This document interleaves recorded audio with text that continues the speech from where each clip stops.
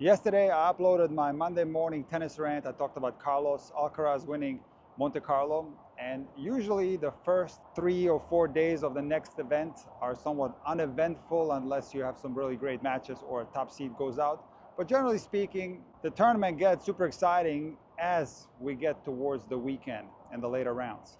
But I gotta tell you, there's been so many great matches on Monday and Tuesday in Munich, Barcelona, but also on the WTA Tour. Let me give you some of my favorites. Borna Gojo against Ben Shelton, one of the best matches that I watched all year. I feel for Borna. He was injured last year. He's coming back. His ranking dropped a lot. He's from my hometown, Split, Croatia.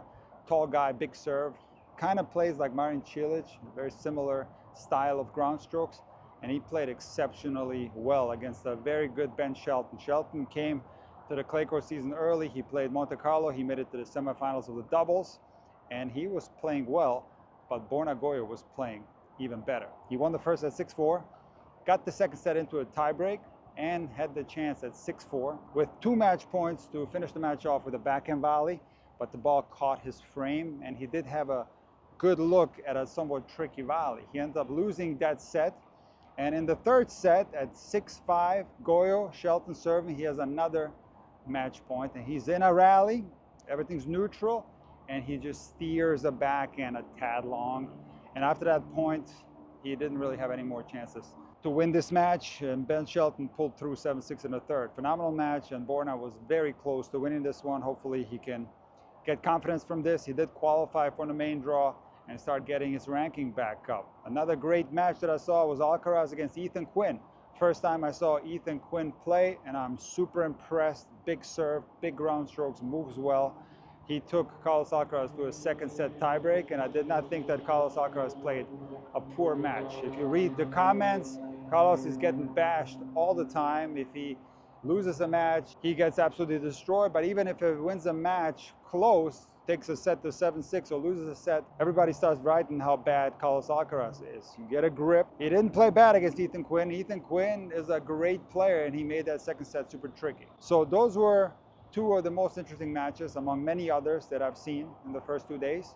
But there's been some things that were so out of the ordinary. And first of all, Harriet Dart asked the umpire at a WTA tournament whether her opponent can put some deodorant on.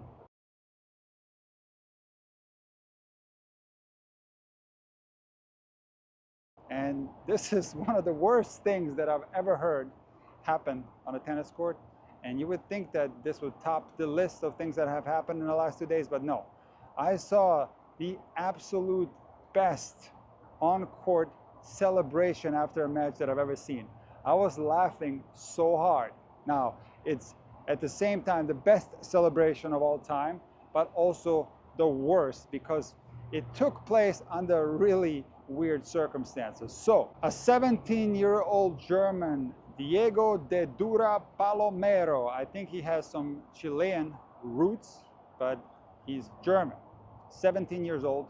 He beat Mackenzie McDonald in the first round of the qualies in an easy straight set win. So, a very talented 17-year-old. Plays Shapovalov in the first round.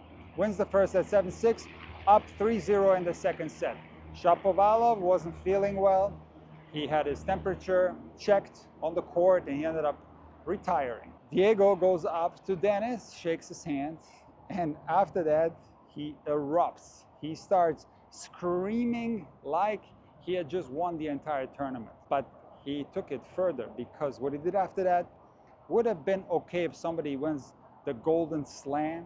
So he starts drawing a cross on the court with his foot and lays in the middle of the cross. And I gotta tell you that not only is this inappropriate for those of you with religious beliefs, but it's also so incredibly disrespectful.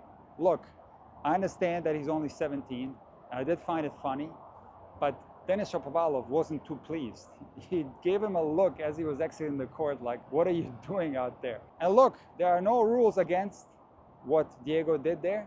It's all good. He's not going to get fined. He can do whatever he wants after winning a match. But in the game of tennis, whether you're playing at the club level or you're playing at the Munich Open, there is an unwritten set of rules. These are the unwritten laws of tennis. And one of these laws is that when your opponent is injured and pulls out of the match, you don't celebrate. You console your opponent and you just leave the court. Let's take this even further. If you're celebrating in the first round of a tournament like you won the whole thing, this is, first of all, inappropriate. People are going to look at you the wrong way.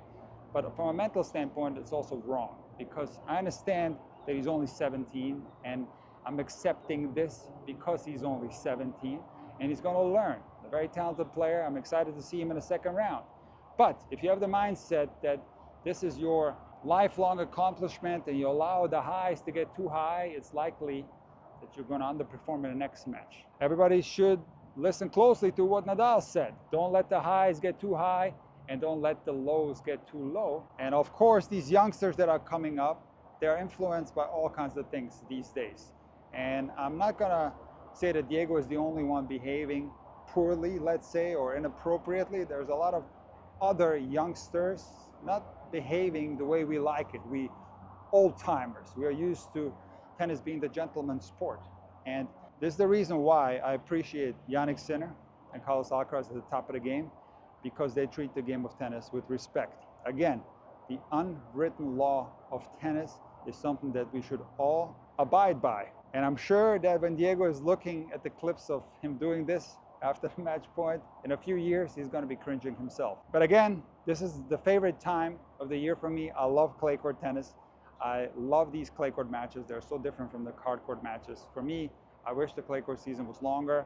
I'm going to keep following what's happening this week and report on it, at least in the next Monday morning rant, but maybe even before that if something super interesting happens. I'll see you guys in the next video.